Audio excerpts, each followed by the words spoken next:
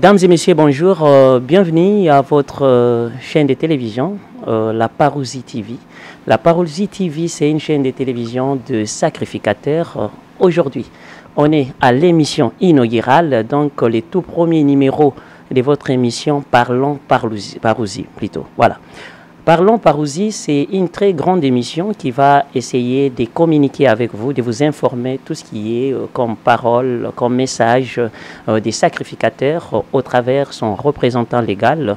Et lui s'appelle son éminence Bakenye Kadima Lucé Claude, qui va commencer à vous animer cette émission.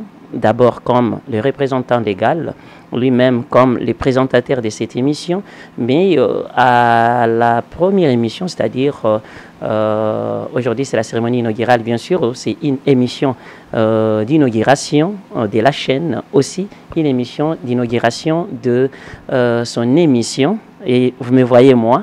Et demain, dans cette émission, il sera lui seul face au public, face aux téléspectateurs, aux internautes, pour bien sûr qu'il vous explique, parce qu'il est, je ne sais pas si je peux dire, triple fois témoin, d'abord, comme un sacrificateur, comme tout autre sacrificateur ou quoi. Et Dédé, il est aussi témoin comme les fils biologiques au sacrificateur Kadima Mwakwidi, et aussi comme le représentant légal, bien sûr. Hein. Donc, c'est lui qui est à la tête de l'église des sacrificateurs en RD Congo, en Afrique et partout dans le monde. Et voilà, aujourd'hui, nous avons le réel plaisir de vous les présenter et de cogiter avec lui, de parler avec lui. Et sur tout ce qui concerne la parousie, tout ce qui concerne le message des sacrificateurs. Vous allez comprendre aujourd'hui dans cette émission qui est-ce qu'on peut appeler un sacrificateur. Et mesdames et messieurs, pour la petite histoire, il a existé en RD Congo, ici, bien sûr, sur la terre de nos ancêtres, à Kananga spécialement, un homme qu'on a appelé Kadima Mwakwidi, ou les sacrificateur Kadima, on l'a appelé les souverains Kadima, qui a eu cette opportunité, cette occasion de rencontrer le Seigneur. Le Seigneur lui a parlé et au travers la parole chère du Seigneur, il a baptisé comme son fils. Il était un homme spécial, pas comme moi, pas comme toi, mais lui a eu cette opportunité de parler avec Dieu. Bon, voilà. Contrairement, il y en a pas mal qui attendent les retours de Jésus-Christ ici avec les sacrificateurs. Ils nous disent que cet esprit qui était dans Jésus-Christ, c'est l'esprit maintenant qui est allé et s'est retrouvé, bien sûr, qui est allé qui est au Kotasiko, il faut comprendre, qui est au Kotasiko, na kati ya moko na biso obabengi souverain sacrificateur Kadima. Maintenant, nous avons la parole ici avec nous et un être aussi qui est bien sûr une bouche autorisée. Je m'en vais les saluer et je pense que vous allez les découvrir tout à l'heure. Bonjour, son éminence. Bonjour, monsieur le journaliste. Bonjour, nos chers internautes. Bonjour aux téléspectateurs qui vont s'habituer avec la Parousie TV, qui vont s'habituer également avec une émission spéciale qui est Parlons Parousie. Au travers de cette émission, nous allons essayer de décortiquer le message du prophète Kadima, la mission qu'il a eue de Dieu. C'est ce que nous allons faire au travers de cette émission spéciale qui sera dénommée Parlons Parousie. Parlons Parousie. Parlons Parousie, c'est les titres même de la grande émission que vous allez commencer à consommer, et les programmes vous serez communiqués toujours dans différentes émissions qu'on va commencer à faire. Et je parlais de bien des choses, mais allons petit à petit pour faire comprendre là, je m'en vais d'abord chercher que notre invité puisse nous définir la parousie. La parousie, c'est quoi? Bien, merci. La parousie, c'est un mot, c'est un terme qui vient du grec parousia, qui signifie présence. Dans son sens théologique, la parousie signifie le retour du Christ.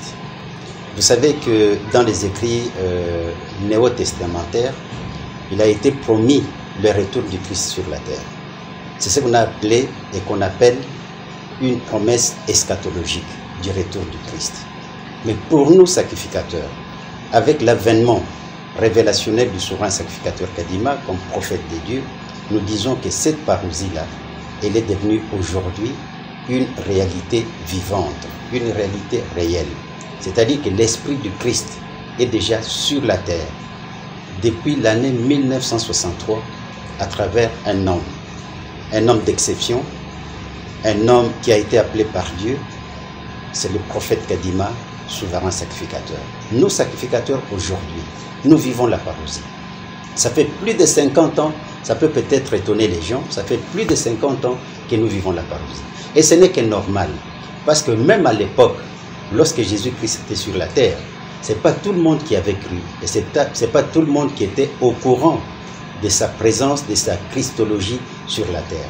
C'est comme l'histoire se répète, aujourd'hui, il y a plus de 50 ans que cette parousie existe dans ce pays que Dieu a beaucoup aimé, à travers un Africain, un Congolais, en la personne du prophète Kadima, mais beaucoup de gens ignorent et beaucoup de gens ne sont pas au courant de ça. C'est pourquoi nous avons cherché, à travers cette émission spéciale, de pouvoir expliquer aux Congolais, expliquer aux Africains, expliquer au monde que la parousie est une réalité sémérologique. Voilà, je pense que tout le monde a eu, comme moi, la définition de la parousie. Mesdames et messieurs, on nous a parlé de l'esprit qui était en Jésus-Christ. Moi, je voulais savoir maintenant la différence entre Jésus-Christ et Kadima Mohamed. Y a-t-il une différence? S'il y a une différence, sur quel point? Parce que l'autre est congolais, vous n'avez pas à l'époque, et l'autre aussi est israélite, hein? Il est juif, voilà. Ou il y a une différence que les téléspectateurs peuvent bien mentionner? Bon, la première différence qui saute aux yeux, c'est en termes d'identité. Vous venez de le dire tout à l'heure, Jésus, je parle bien de Jésus, était un citoyen juif. Et c'était un blanc. Mais le prophète Kadima est un citoyen congolais, un Africain de peau noire. C'est ça la première différence. La deuxième différence, c'est au niveau des époques. Parce que Jésus-Christ, avec la mission qu'il avait, c'était une mission de l'ère du poisson. Tandis que le souverain sacrificateur Kadima aujourd'hui, il a une mission au niveau de l'ère du Verseau. C'est ça un peu la différence des époques. Mais ce qui les unit, c'est l'originalité de leur message, de leur mission. Jésus-Christ a eu la mission, le message venant de son Père, qui était Dieu Tout-Puissant, l'Éternel Père des armées. Le prophète Kadima aussi, la même chose, la même source de révélation qui est l'Éternel Dieu des armées, Dieu le Père. Et si je peux bien comprendre la chose, il y a une différence sur d'abord les origines étant que les êtres humains et consorts. Mais spirituellement, soit l'esprit comme vous le dites, est-ce qu'il y a une différence? Est-ce le même esprit qui est revenu? Est-ce qu'on peut confirmer ça à tout le monde? Oui, c'est le même esprit. Pourquoi? Parce que cet esprit, cette onction vient d'une seule personne, c'est-à-dire Dieu Tout-Puissant. C'est Dieu qui a investi Jésus-Christ et c'est Dieu qui a investi le souverain sacrificateur Kadima. Mais la différence, c'est en termes de mission. En appelant Jésus-Christ, Dieu ne lui a pas donné la même mission que le prophète Kadima. Jésus-Christ avait une mission, avait un message, avait une mission. Il a recommandé l'amour du prochain, il est venu comme un pont pour que les hommes Dieu, qui est une relation entre les hommes et Les sauveurs, Créateur. ouais, ceux qui sont perdus. Voilà. Et sauver ceux qui sont perdus. Mais le souverain sacrificateur Kadima a une mission, c'est la mission de la transformation intégrale de l'homme. C'est-à-dire faire de l'homme pécheur un homme saint, un homme nouveau, un homme qui a un comportement, une conduite qui plaît à Dieu. Comme dit la Bible, que comme celui qui vous a appelé est saint, vous aussi soyez saints dans toute votre conduite. Alors voilà le message, voilà la mission du souverain sacrificateur Kadima. Nous n'allons pas loin. Je commence par moi-même. J'étais un homme, un pécheur, un homme comme tous les hommes. Mais aujourd'hui, de par la mission du souverain sacrificateur Kadima, de par le travail spirituel que le souverain sacrificateur Kadima a fait sur moi, je suis un homme transformé, un homme nouveau, un homme qui peut aujourd'hui déclarer devant l'humanité, devant le monde, qu'il respecte les principes de Dieu, qu'il marche dans la crainte de Dieu, qu'il marche dans la pratique de la sainteté. Voilà la mission du souverain sacrificateur. Ça ne se limite pas seulement à moi, mais à tous les sacrificateurs. Qui dit sacrificateur, dit un homme saint, un homme correct, un homme droit, qui marche dans la droiture, qui marche dans la crainte de Dieu. Mesdames et messieurs, vous êtes en train de suivre petit à petit cette émission. Je ne fais que poser des questions et mon invité ne fait que répondre à mes questions, mais c'est trop fort. Parfois, il y en a qui ont du mal à digérer ce que mon invité dit aujourd'hui. Et je m'en vais encore poser la question d'une autre manière pour que mon invité puisse bien nous expliquer encore. Le monde entier, tout le monde attend les retours du Christ. Tout le monde attend. Mais ici, mon invité me dit que le Christ a déjà été de retour il y a longtemps. Et où? Pas chez les Juifs, en RD Congo. C'est trop fort. Parce que toutes les églises ici, Azali, Koyama, Koleza, Nanzela. Mais ce qu'il me dit ici, c'est autre chose. On est en retard, il raconte des histoires, ou c'est une réalité que c'est nous qui sommes distraits.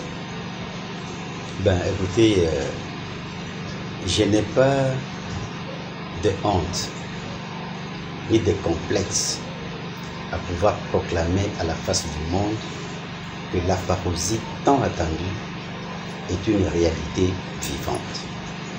Il y a une partie de la population congolaise et même de la population africaine qui est au courant de cette nouvelle, la nouvelle de la parousie. Mais le comble c'est quoi? Le malheur c'est quoi? C'est que dans la plupart des cas, nos frères congolais ne veulent pas accepter ce qui vient de leurs frères. Le prophète Kadima, de son vivant, il a clamé partout pour dire que je suis un appelé de Dieu, je suis un prophète de Dieu, je porte un message très important, non seulement pour la République démocratique du Congo, mais pour l'Afrique et le monde. Le prophète Kadima a tenu des conférences ici à Kinshasa, en dehors de Kinshasa. Il a parlé de sa mission, il a parlé de son message. Mais la plupart de nos frères l'ont combattu. C'est ce qui fait qu'aujourd'hui, les Congolais hésitent. Les Congolais ont une connaissance un peu limitée de cet événement important qui est survenu au niveau de la République démocratique du Congo, au niveau de l'Afrique, à Kananga, pratiquement dans la province du Kasaï central, anciennement Kasaï occidental. La parousie, c'est une réalité vivante. Nous la vivons, nous sacrificateurs. Mesdames et messieurs, je pense que vous avez suivi. Et si je vais ajouter une autre question, c'est... on peut rigoler un peu. Hein? Est-ce que la tenue a une signification? Et pourquoi le choix de cette tenue? Bon, le choix, c'est... Si vous regardez la façon de s'habiller du souverain sacrificateur Kadima lorsqu'il était sur cette terre, il y a des signes ou des symboles qui devaient être ressortis. C'est-à-dire le symbole de l'arc-en-ciel. C'est pourquoi vous voyez sur ma tenue, il y a cet arc-en-ciel. L'arc-en-ciel a une signification. Vous savez, chez les Kassaïens, quand il y a menace de pluie, les gens se précipitent, mais dès que l'arc-en-ciel apparaît, ils vont se dire la pluie ne va plus tomber. C'est trop fort. C'est tout le monde, pas seulement chez les Kassaïens. Ah, voilà, chez tout le monde. Alors, l'arc-en-ciel, c'est ça la parousie. C'est le retour du Christ. Quand quelqu'un me voit avec l'arc-en-ciel, qu'il comprenne que cet homme proclame la parousie. Que cet homme veut dire que la parousie est déjà une réalité sur cette terre des hommes. Voilà le port de l'arc-en-ciel. Moi, je suis témoin et l'éminence aussi s'appelle, comme tout le monde, M. Claude Kadima Bakenge. Donc ça arrive comme ça, tout le monde a un nom. Mais comment on est différent du souverain Kadima Mohamed? La différence. Il a été appelé par Dieu. Dans quel sens? Pour qu'aujourd'hui, nous puissions le mettre dans les rangs des prophètes. On a connu des prophètes comme Simon Kimbangu. Oui, c'est un noir aussi. On ne peut pas contester parce que Dieu a parlé avec plusieurs personnes à la fois. Nous avons connu des prophètes et des prophètes dans la Bible, ils sont nombreux. Et aujourd'hui, si nous voulons mettre aussi Kadima Mohamed dans les rangées de prophètes, sur base de quoi? Et puis, quelles sont les justifications qu'on peut étaler aujourd'hui pour faire comprendre à ces peuples que oui, Kadima était et réellement aussi prophète comme tous les prophètes. Oui, bon, vous savez, quand on parle des prophètes, un prophète c'est quelqu'un qui est appelé de Dieu, à qui Dieu donne un message et une mission pour ses frères. Dans ce cadre-là, Kadima ayant reçu une mission et un message de la part de Dieu, il est prophète. Mais il devient plus que prophète. Pourquoi? Parce que Dieu a dit de lui mon fils, c'est-à-dire Dieu l'a enfanté. Il est devenu enfant de Dieu. À ce moment-là, il devient plus que prophète. Prophète en tant que porteur d'un message pour l'humanité, mais plus que prophète parce qu'il a eu l'onction divine, l'onction de Dieu et le titre de souverain sacrificateur. Quand vous vous référez à la Bible, vous verrez qu'il y a eu beaucoup de prophètes dans la Bible. Mais tous les prophètes n'étaient pas de Christ. Tous les prophètes n'étaient pas des enfants de Dieu. Il n'y a eu que Jésus-Christ qui a été Christ, enfant de Dieu. Pourquoi? Parce que Dieu avait dit de lui qu'il était mon fils. Pour le souverain sacrificateur Kadima aussi, en cette période, Dieu a dit de lui mon fils Kadima. C'est ce qui fait de lui un prophète plus que les autres, parce qu'il a cette dignité d'être enfant de Dieu ou fils de Dieu. Voilà un peu ce qui fait de lui un prophète plus que les prophètes. Mesdames et messieurs, je pense qu'on est en train de suivre pas à pas tout ce que son éminence Bakenge Kadima est en train de nous parler. Je ne sais pas. D'abord, je vous ai dit au début de cette émission que nous sommes ici sur ces plateaux parce que moi, je me déplace avec des plateaux partout. Mais laissez-moi vous dire que non, c'est sa résidence, il nous a reçus ici, mais ça devient notre plateau. Parce que nous, on a des plateaux partout. Même à Kingakati, on peut avoir un plateau de télévision. Voilà. Qu'est-ce que je voulais dire par là? Je vous ai parlé ici que mon invité est aussi fils biologique du Kadima souverain. Et en outre, il est aussi le représentant légal. Est-ce que, étant que fils biologique, avez-vous des témoignages vrais que votre papa biologique était appelé par Dieu? Bon, le premier témoignage, c'est moi-même qui vous parle. J'ai vécu avec le souverain sacrificateur Kadima, d'abord en tant que parent, en famille, avant l'appel de Dieu, avant la révélation. Je l'ai connu, j'ai vécu avec lui. Et après la révélation, j'ai également vécu avec lui. J'ai pu trouver, observer que la personne que j'ai connue avant la révélation était tout à fait différente que la personne que j'ai connue après la révélation.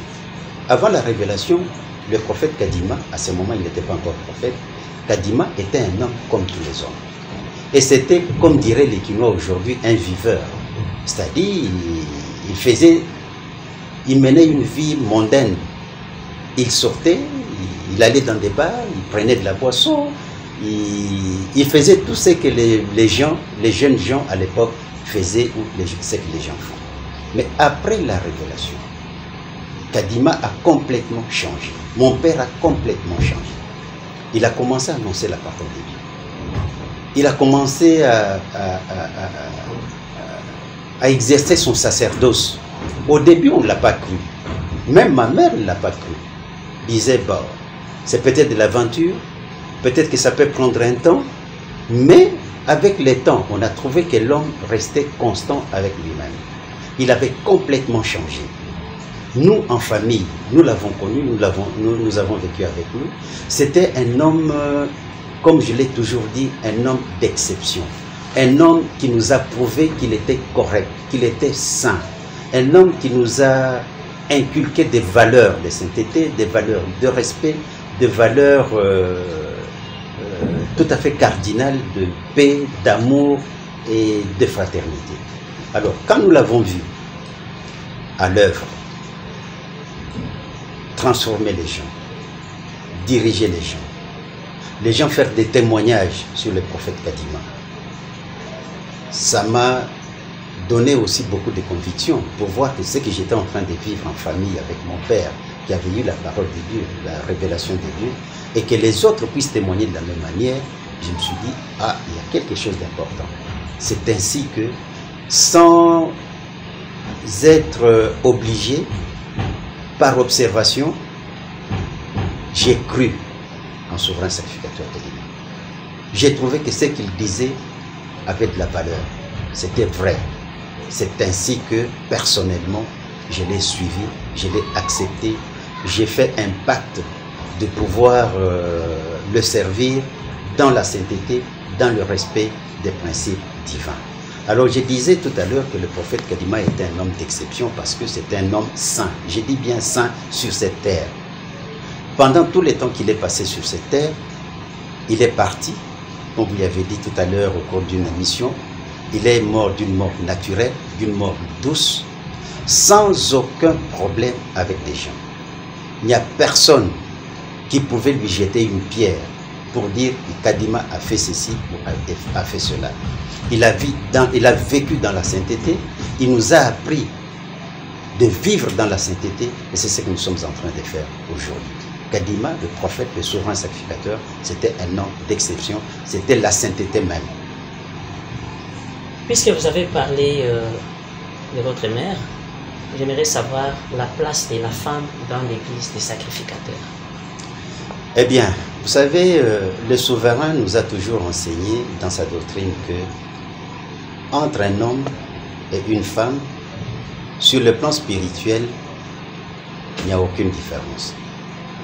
Parce que le même esprit qui est dans un homme, c'est le même esprit qui est dans une femme. Et au sein de l'église, le royaume des sacrificateurs, selon les enseignements du souverain sacrificateur Kadima, tout travail spirituel ou sacerdotal qu'un homme peut faire, une femme sacrificatrice peut le faire aussi. Au début, ça créait des problèmes. Personne ne pouvait le croire de sa propre oreille. Qu'une femme se mette devant l'assemblée, qu'une femme prêche, qu'une femme prie, qu'une femme baptise. Mais avec les enseignements du souverain sacrificateur Kadima, il l'a fait. Il a ordonné des femmes baptistes, il a ordonné des femmes évangélistes qui se mettaient devant les gens, devant l'assemblée, qui prêchaient, qui priaient. Alors, il a été considéré comme, je ne sais pas, comme quelqu'un qui était un imposteur. Or, selon ces enseignements, comme je venais de le dire tout à l'heure, en ce qui concerne le travail sacerdotal, un travail spirituel, il n'y a pas de différence entre un homme et une femme. Et aujourd'hui, je suis fier de voir que le souverain sacrificateur Kadima était pionnier de cette émancipation de la femme, de cet reconditionnement de la femme. Parce qu'aujourd'hui, je suis fier de voir que certaines églises ont des femmes qui sont pasteurs, qui sont évêques, des femmes qui évangélisent, des femmes qui prêchent devant les hommes. Alors, le pionnier de cette émancipation de la femme, c'était le souverain sacrificateur Kadima. C'est pour vous dire qu'au sein de notre église, tout ce que nous faisons comme travail spirituel, comme sacerdoce, la femme le fait aussi. Il n'y a pas de différence sur ce plan. Je pense que le message est arrivé. Tout le monde se réfère à la Bible. C'est tout le monde qui dit la Bible a dit ceci, la Bible a dit cela. Moi, je voulais savoir si c'est facile de parler de Kadima Mouakoudi à ces peuples du monde entier sans pour autant qu'on fasse mention de son nom dans la Bible. Son nom? Oui. Ben, écoutez, vous savez, quand vous vous référez à l'Ancien Testament, on avait parlé de Jésus-Christ. Mais nulle part il y avait le nom de Jésus. Mais dans le Nouveau Testament, quand Jésus-Christ est venu, il a dit qu'on a parlé de moi dans l'Ancien Testament. Mais lorsqu'on cherche le nom Jésus, le nom n'est pas. Exactement, c'est la même chose avec le souverain sacrificateur. Nos sacrificateurs, j'aurai l'occasion d'expliquer ça dans l'émission Parlons Parousie, nous avons plus de 50 signes prophétiques qui prouvent, qui démontrent que Kadima est celui qui a été promis dans la Bible. Que le nom de Kadima se trouve dans la Bible que nous avons. Mais pas expressement le nom Kadima, mais à partir des signes. À partir des signes messianiques qui sont dans la Bible, qui prouvent que Kadima est effectivement celui qu'on attendait. Et aujourd'hui, si les peuples congolais, les peuples d'Afrique, les peuples du monde ne croient pas aux sacrificateurs, ils ne viennent pas vers l'église des sacrificateurs, vers souverain Kadima. Pensez-vous qu'ils vont mériter l'enfer? Parce que apparemment, tout le monde attend ces chemins-là. Et que le Christ que tout le monde attend, ici, d'après nous, il est déjà de retour. Mais les autres ne comprennent rien. Les autres, sous-solatés et consorts. L'essor de tous ces mondes-là, où vous allez comprendre que Jésus-Christ est déjà, pas Jésus-Christ, le Christ est déjà de retour. Bon, écoutez, l'essor, c'est d'abord un problème de temps. Aujourd'hui, on parle de Jésus-Christ presque partout. Mais ça fait combien de temps? Ça fait combien de temps? Ça fait plus de 2000 ans. C'est un problème de temps. Si vous prenez à l'époque de Jésus-Christ, 2 siècles après Jésus-Christ, c'est pas tout le monde qui parlait du Christ, c'est pas tout le monde qui l'avait cru. Mais avec le temps, les gens ont commencé à croire. Même aujourd'hui, nous parlons, c'est pas tout le monde qui croit que Jésus-Christ était fils de Dieu. C'est exactement la même chose avec le prophète Kadima, le souverain sacrificateur Kadima, qui est le Christ retourné. Nous n'avons pas peur de le dire, nous n'avons pas honte de le dire. Les gens qui n'ont pas cru, lorsque j'étais sur votre plateau de radio, je vous avais dit que le souverain sacrificateur Kadima était un prophète de Dieu qui savait que tout le monde, toute l'humanité entière, avec le temps, confessera que le Christ est déjà de retour à la personne du souverain sacrificateur. Vous savez, quelques mois avant sa mort, il a fait une déclaration au niveau de l'IMK, ici à Kinshasa, où il a dit « J'ai dit à la face du monde que moi, Kadima, fils de Dieu, Christ du second avènement, l'humanité tout entière confessera le nom de Kadima comme Christ du second avènement et l'humanité entière priera au nom du souverain sacrificateur Kadima. » C'est une prophétie, c'est une déclaration christique. Mais avec le temps, ça va se réaliser. Quand nous voyons aujourd'hui le nombre de sacrificateurs, le nombre de gens qui s'intéressent au message et à la mission du souverain sacrificateur Kadima, nous nous disons qu'avec le temps, l'humanité entière reconnaîtra que Kadima était un homme de Dieu, Kadima était fils de Dieu, Kadima était le Christ réincarné. C'est question de temps. Il n'y a pas, bon, la notion de l'enfer, je pense encore, faut-il l'expliciter, parce que personnellement, je ne crois pas à l'enfer, mais c'est question de foi, question de croyance. Tous ces gens Il y a beaucoup, peut-être, qui ne connaissent pas le souverain sacrificateur Kadima parce qu'ils n'ont pas été informés, ils n'ont pas l'information.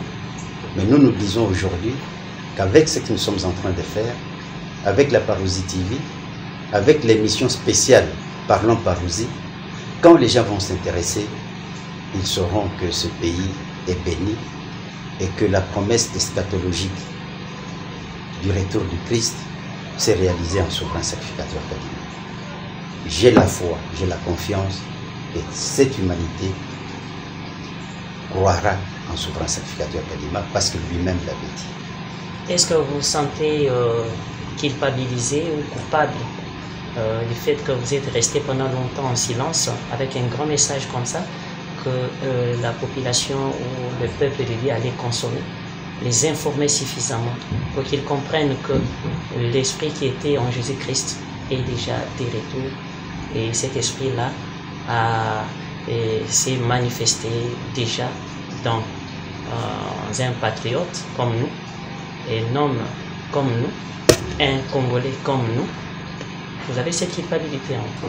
Bon, pas coupable comme tel, mais nous nous sommes reprochés aussi du fait que nous n'avons pas mis tous les moyens en œuvre pour pouvoir vendre l'image du Christ du second avènement, le souverain sacrificateur Kadima. C'est à cause de quoi? Parce que autrefois vous étiez beaucoup combattu, beaucoup bloqué, voilà. Exactement. C'est dû au fait que, vous savez, je l'ai dit, si vous voulez connaître l'histoire du souverain sacrificateur Kadima, maintenant ça va encore parce qu'il y a cette démocratie, il y a cette liberté. Mais à l'époque, dans le contexte ancien, lorsque le souverain sacrificateur Kadima a eu la révélation des dieux, dans les années 60, 70 et même 80, il était difficile de pouvoir expliquer, de pouvoir donner ce message en toute liberté. Parce qu'il y a eu des contraintes politiques, il y a eu des contraintes même religieuses. Beaucoup d'hommes d'église de l'époque ne voulaient pas du prophète Kadima. Ils ont même coalisé avec l'État pour combattre le souverain sacrificateur Kadima. Mais, puisque le souverain sacrificateur, le prophète Kadima était un homme courageux, était un homme qui allait toujours de l'avant, il a fait ce travail. Les uns ont accepté comme nous, les autres ne l'ont pas voulu. Ce n'est pas pour dire que nous ne les disions pas. Nous les disions. On parlait du souverain sacrificateur Kadima. Mais aujourd'hui, la nouveauté, c'est ces nouvelles techniques d'information et de communication qui sont là, qui nous permettent aujourd'hui, vous voyez, à partir de votre plateau, qui est dans mon salon, on peut atteindre les gens, même ceux qui sont en dehors des frontières nationales. Or qu'à l'époque, ça a été un peu difficile. Aujourd'hui, il y a plusieurs chaînes de télévision. Il y a même des chaînes de télévision sur YouTube. Or, à l'époque, ça n'existait pas. C'était un peu difficile de pouvoir transmettre le message du souverain sacrificateur. Alors ce reproche-là, nous le reconnaissons. C'est pourquoi nous essayons de nous racheter aujourd'hui avec la chaîne, la Parousie TV, avec nos interventions sur différentes chaînes, sur différentes chaînes de radio et de télévision. Et puis, il y a même des campagnes que nous sommes en train de faire pour pouvoir annoncer à l'humanité la bonne nouvelle du retour du Christ en souverain sacrificateur. Bon, c'est l'avant-dernière question. Je voulais savoir, à l'époque, il y avait, quelles sont les églises plutôt qui ont pu exister à l'époque lorsque les souverains Kadima avaient eu ces messages? Parce que je pense qu'à cette époque-là, il n'y avait plus encore l'église des réveils. Il y avait quelle église et quelle église qui existait à cette époque? Bon, vous savez, je l'ai dit toujours que le souverain sacrificateur Kadima, c'est lui le pionnier de l'église du réveil. C'est lui qui a fait que le peuple de Dieu, les Congolais, les Aïwa à l'époque, puissent se révolter un peu sur le plan spirituel. À l'époque, il y avait des églises traditionnelles que nous connaissons. Les églises catholiques, protestantes, kimbanguistes, les Bapostolos aussi, etc. Il n'y avait pas d'église de réveil. Alors, quand le souverain sacrificateur Kadima est venu avec sa mission, avec son église, c'était déjà un réveil spirituel. C'est déjà un réveil spirituel. Mais il a été combattu. C'est ça le grand problème. Malgré les combats, malgré les entraves, malgré les difficultés, le souverain sacrificateur Kadima est allé tout droit vers le but. Aujourd'hui, les gens qui ne l'acceptaient pas, qui n'acceptaient pas sa doctrine, qui n'acceptaient pas sa façon de faire, aujourd'hui, ces gens-là ont hérité de ce que le souverain sacrificateur Kadima a fait. Je vous donne un autre exemple. Vous savez qu'à l'époque, à l'église, on ne chantait pas avec des tam-tams, avec des xylophones, etc., etc. Et on ne dansait pas. Quand on dansait, on disait que ce sont des danses mondaines. Mais à l'église du prophète Kadima, les gens dansaient. Il était reproché de ça. Mais aujourd'hui, c'est dans toute l'église où vous trouvez les gens danser à tue-tête.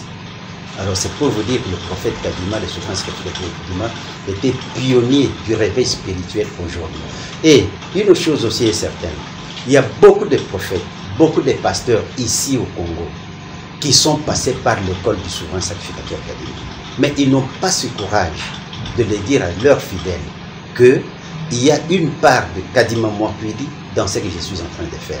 Je vous dirais même que c'est aujourd'hui qu'on commence à voir de manière tout à fait timide certains prophètes prêcher la sainteté. Or, la sainteté, c'était une exclusivité du souverain sacrificateur Kadima. Ça fait partie de sa mission. Mais aujourd'hui, les gens commencent à parler sainteté, commencent à prêcher sainteté, or que les sacrificateurs, c'est eux, c'est les sacrificateurs qui sont, ou la sacrificature qui est vraiment le bastion de la sainteté. Voilà. Est-ce que vous pouvez aussi nous confirmer que vous avez le sacerdoce dans vous avez des sacrements dans l'église des sacrificateurs? Oui, l'église, le royaume des sacrificateurs est organisé. Nous avons des sacrements. Ça dépend de chaque église. Nous en avons 3. Nous avons le premier sacrement, c'est le sacrement de baptême. Pour être sacrificateur, il faut obligatoirement passer par le baptême. Après le baptême, il y a... S'il vous plaît, comment se fait le baptême? C'est dans l'eau ou bien juste oui. Dans l'eau, ou bien tremper quelqu'un Oui. Le baptême chez les sacrificateurs, c'est fait par immersion. C'est-à-dire, on plonge tout le corps dans l'eau. Et ça s'est fait au nom du souverain sacrificateur Kadima. Que ce soit la prière, c'est toujours au nom du souverain sacrificateur Kadima comme fils de Dieu. Alors je disais que le premier sacrement, c'est le baptême. Le deuxième, c'est le sacrement le sacrifice de sanctification. C'est-à-dire quoi? Le sacrifice de sanctification est un pacte qu'un sacrificateur qui vient d'être baptisé signe avec son Dieu pour lui dire que désormais, je ne commettrai plus de péché. Je ne ferai plus du mal. Je deviens un sacrifice moi-même. Je sacrifie le mal au profit du bien. Ça, c'est le deuxième sacrement. Et le troisième, c'est la Sainte Seine. On dit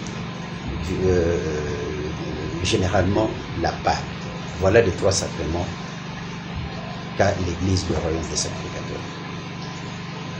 Mesdames et messieurs, nous avons parlé presque tout, mais l'émission Parlons Parousie va continuer avec une autre personne. Mais je vous ai dit que moi, je suis seulement quelqu'un qui est venu pour le numéro 1. Hein, donc, les tout premiers numéros de cette émission. Et je pense que à la prochaine, vous aurez pas mal de détails selon les concepteurs de cette émission, selon comment il va commencer à vous prêcher. Mais je m'en vais donner les mots de la fin à notre invité d'aujourd'hui. Mesdames et messieurs, je vous rappelle que cette émission, Parlons Parousie, aujourd'hui est présentée par moi, mais demain, je ne serai pas là pour présenter cette émission. Je pense que c'est lui-même qui va commencer à vous présenter, à vous prêcher chaque fois, à vous communiquer tout cela comme connaissance sur les sacrificateurs. Et dans ce mot de la fin, je pense qu'il va vous donner un coup de projecteur pour faire comprendre. Et il va les enjoliver aussi avec les numéros de contact et pour que vous puissiez les contacter de temps à autre. Quant à moi, je pense que mes questions d'aujourd'hui sont épuisées. Et voilà, est-ce que vous pouvez dire quelque chose à toutes ces personnes qui nous suivent en ce moment ici? Je pense qu'il y a des catholiques qui nous suivent, des protestants qui sont là, des musulmans qui sont là. Nous avons aussi tout le monde à la fois, les babas, il y a aussi, je ne sais pas moi, il y a pas mal de sectes, de religions et consorts. Vous avez un message? Oui, j'ai dit que Parlons Parousie, c'est une émission qui va essayer d'expliquer, d'expliciter, d'entrer en profondeur sur le message et la mission du souverain sacrificateur Kadima. Nous aurons le temps de répondre à toutes les questions possibles et imaginaires. Nous aurons ce temps-là. Nous allons donner les numéros de contact. Nous allons vous donner les jours où il y aura cette émission, où l'émission va passer. À la radio tout comme à la télé.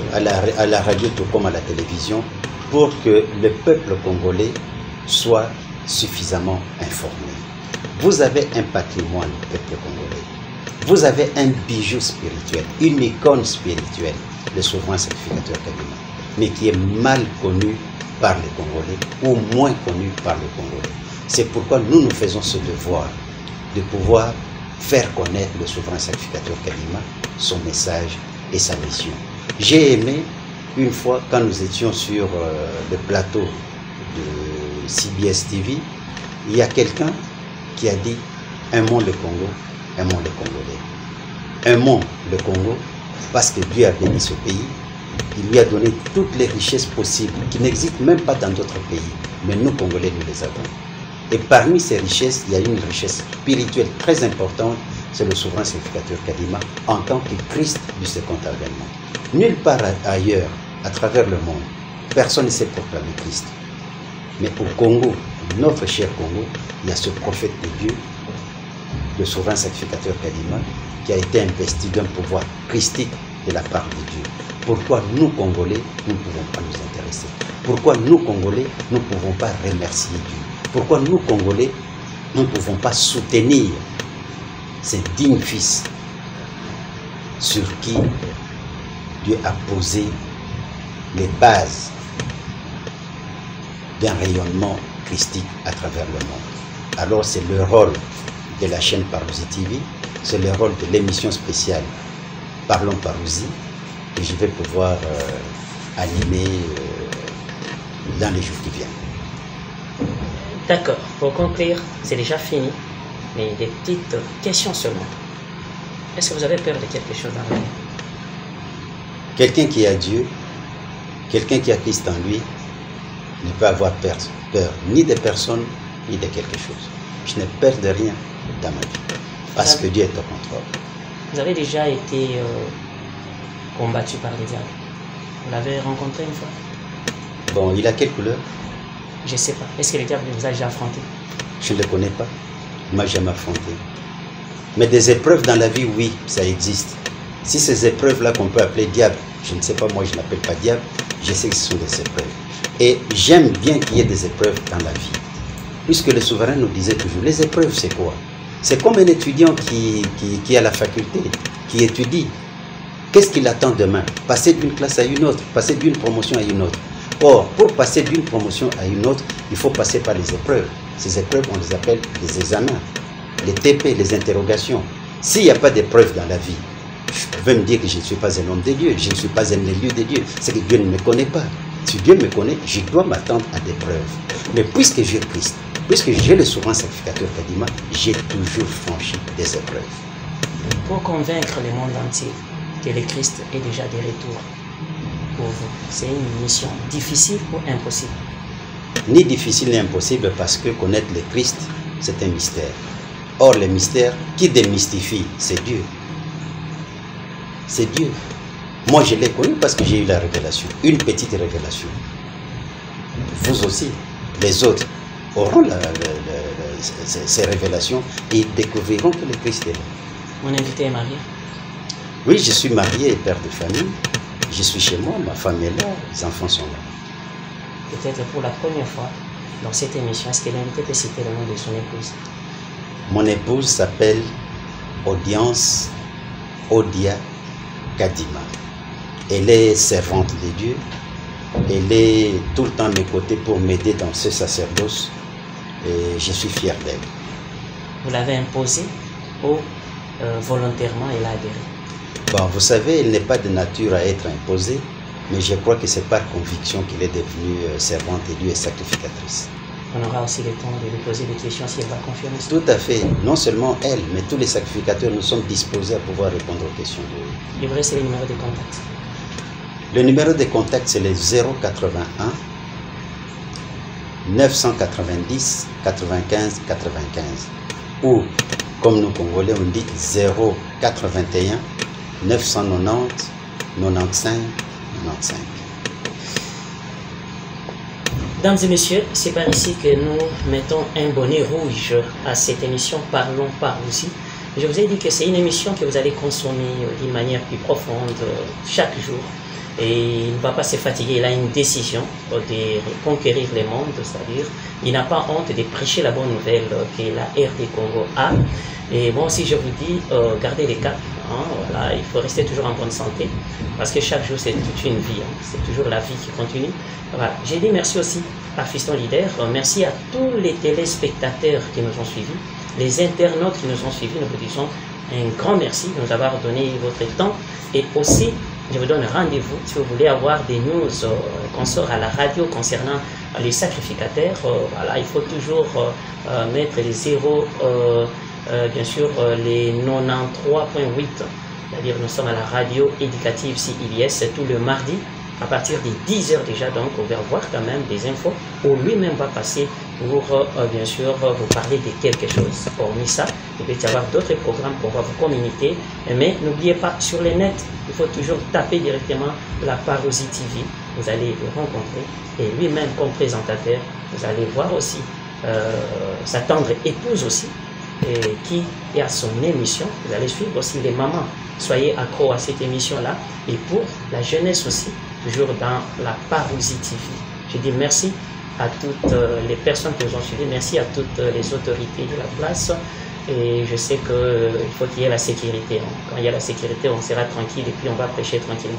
Et dans les désordres, dans les fuites, dans les ceci, c'est là, Bini, voilà, et voilà, même ouais, tout ça, on ne sera pas tranquille. Il faut prier aussi pour nos autorités, prier pour la sécurité. Merci aux FARDC. Je vous dis merci et au revoir. Bonne suite des programmes.